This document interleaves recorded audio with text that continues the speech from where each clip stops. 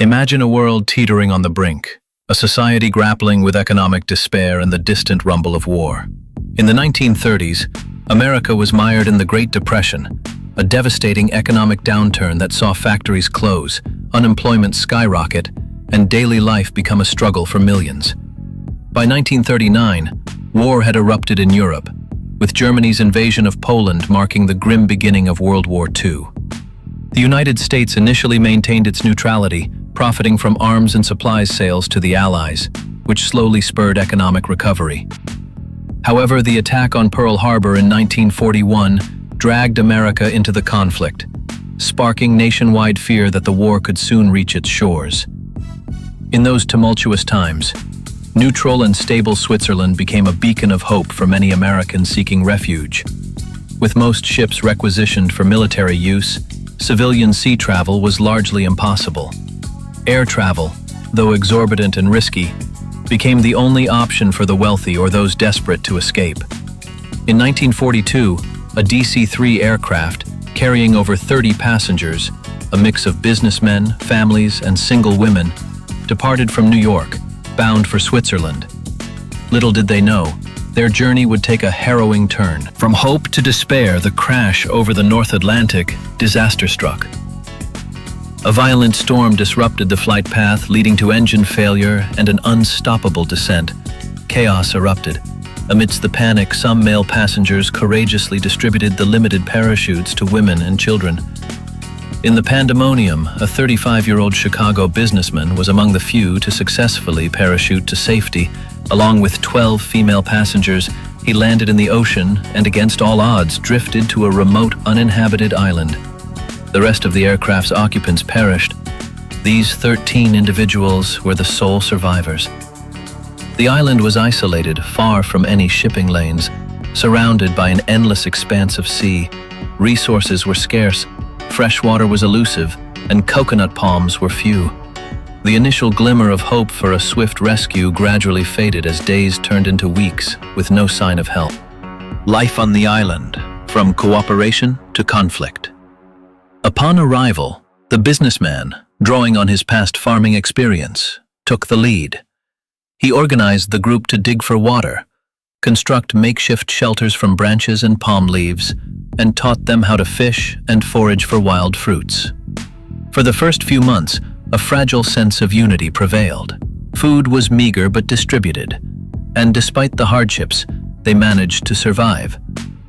Given his knowledge and leadership, the businessman naturally became the group's de facto leader. The 12 women, ranging from early 20s to 40s, included housewives and career professionals, most with no wilderness survival experience.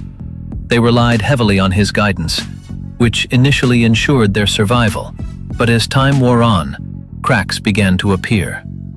The prolonged wait for rescue, coupled with dwindling resources and the constant struggle for survival, eroded their morale. Some lost hope, while others began to resent the distribution of limited supplies. The businessman, initially a capable leader, slowly started to change. He became increasingly selective, favoring those who were obedient, leading to an unfair distribution of food and growing resentment. The erosion of humanity, power and desire. As the immediate threat of starvation receded, darker aspects of human nature emerged. The businessman developed a close, ambiguous relationship with one of the younger women. This sparked a mix of jealousy, dissatisfaction, and opportunism among the others, some of whom sought to align themselves with him for preferential treatment. The isolation and pressure of island life began to warp their moral compasses. The businessman became intoxicated by his newfound power. His desire for control swelled. He hoarded food, distributing extra portions only to his favored few. Those who defied him faced ridicule or even physical aggression. The cooperative leader who had guided them through the initial crisis was replaced by an increasingly autocratic figure. This transformation was gradual, fueled by the island's confined environment, where the rules of the outside world no longer applied and moral boundaries blurred. Some chose to comply, others silently endured, but a few refused to yield. Conflicts escalated, from minor squabbles over food to physical altercations, ultimately fragmenting the 13 survivors into factions. Atrocity and rebellion, breaking the human spirit. By the third year, the situation had reached its nadir. The businessman shed all pretense, wielding his power with brutal efficiency.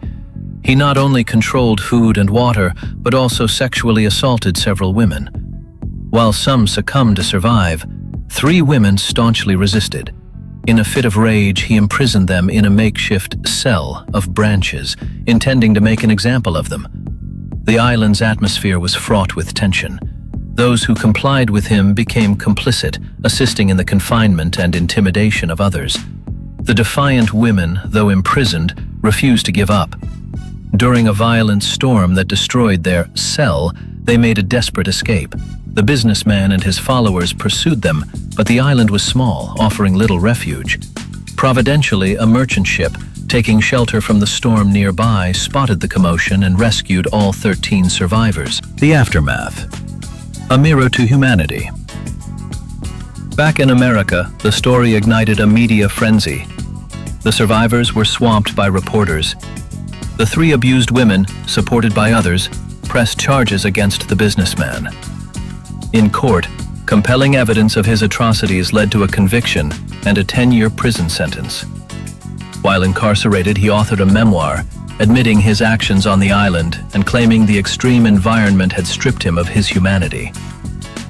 The book sparked widespread public debate, with some expressing sympathy and others condemning his lack of morality. The harrowing experience of these 13 individuals served as a stark reflection of human nature under extreme duress. The businessman's descent from a leader to a tyrant illustrated the corrupting influence of power and isolation. The women's varied responses, from submission to defiance, highlighted the diverse choices people make when pushed to the brink. Some argued the incident proved humanity's inherent evil, while others found a glimmer of hope in the unwavering resistance of a few. This survival story is not a legend, but a profound cautionary tale. It underscores how easily human nature, seemingly stable in normal circumstances, can unravel when external constraints and societal scrutiny are removed. The businessman wasn't inherently evil, but the environment drove him to his actions. Similarly, the surviving women weren't flawless heroes, but their resilience offered a beacon of light in the darkest of times.